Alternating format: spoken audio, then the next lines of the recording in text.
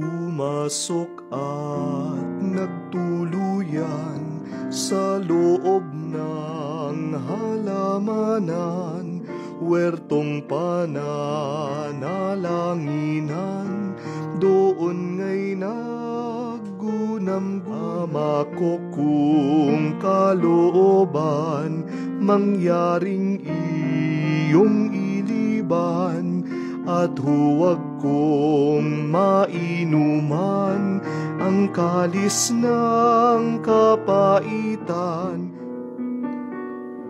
Bangon na kayo't gumising, at ako ay inyong sundin. Heto na't ako'y darakpin ng mga lilot suwain.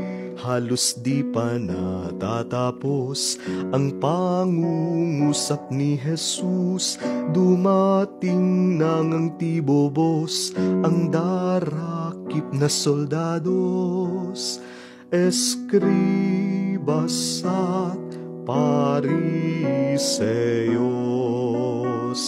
Heto na nga ang lahat na, si Judas ang nangunguna, tampalas at palamara, humahagos ng pagkita.